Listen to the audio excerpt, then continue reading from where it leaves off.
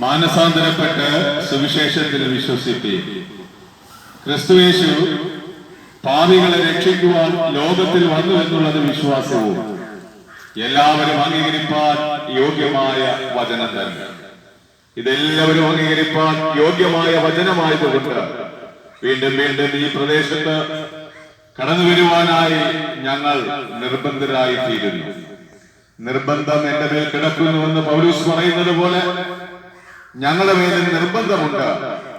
ഞങ്ങളുടെ അസ്ഥിയിൽ നിന്ന് അസ്ഥിയും ഞങ്ങളുടെ മാംസത്തിൽ നിന്ന് മാംസവുമായ ഈ ദേശനിവാസികൾ ആരും നിത്യനാശം എന്ന ശിക്ഷാവിധിയിലേക്ക് പോകാതെ നിത്യ സ്വർഗത്തിലേക്ക് എത്തിച്ചേരണമെന്ന ദൈവിക വചനപ്രകാരം ഇവിടെ കടന്നു വന്ന തിരക്കേറിയ ജീവിതത്തിൽ അറിഞ്ഞിരിക്കേണ്ടതും നിങ്ങളുടെ ജീവിതത്തിൽ അനർത്ഥമാക്കേണ്ടതുമായ മനുഷ്യന്റെ ആത്മാവിന്റെ രക്ഷയെ കുറിച്ചുള്ള സന്ദേശം തുറന്നറിയിപ്പാൻ ഞങ്ങൾ ആഗ്രഹിക്കുക.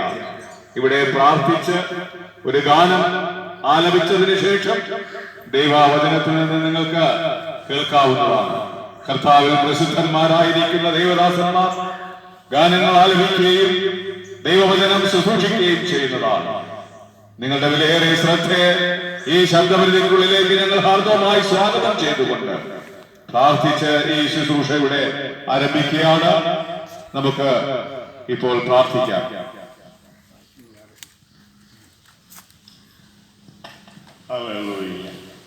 സ്നേഹവനായ ഞങ്ങളുടെ സ്വർഗീയ പരമപിതാവേ, അവിടുത്തെ തിരുനാമത്തിന് ഞങ്ങൾ നന്ദി ഹൃദയത്തോടെ സ്തുതിക്കുന്നു. ഈ പരിചരണത്തിലേക്ക് വരുവാനും ഇവിടെ നിന്നുകൊണ്ട് അവിടുത്തെ മാറ്റമില്ലാത്ത ജീവിപ്പിക്കുന്ന സന്ദേശം ഓർമ്മിപ്പാനും ഞങ്ങളെ ഇടയാക്കുന്ന അവസരം നൽകി തന്ന ഞങ്ങളുടെ രാജ്യത്തോടും ഞങ്ങൾ ഇവിടെയുള്ള പ്രിയപ്പെട്ടവരോടും ഞങ്ങൾ കടപ്പെട്ടിരിക്കുന്നു. അവരോടുള്ളതായ നന്ദിയെ ഞങ്ങൾ അറിയിക്കുന്നതോടൊപ്പം തന്നെ അവരെ ഈ വചന ശുശ്രൂഷയിലേക്ക് ഞങ്ങൾ സ്വാഗതം ചെയ്യുന്നു. ക്രൂശിന്റെ വചനം നശിച്ചു പോകുന്നവർക്ക് മോക്ഷത്വവും രക്ഷിക്കപ്പെടുന്ന നമുക്കോ ദൈവശക്തിയും ആവുന്നു. ദാവീദിന്റെ സന്തതിയായി ജനിച്ച് മരിച്ചിട്ട് ഉയർന്നിരിക്കുന്ന യേശു ക്രിസ്തുവിനെ ഓർത്തുകൊള്ളി. അനേക ചിന്ത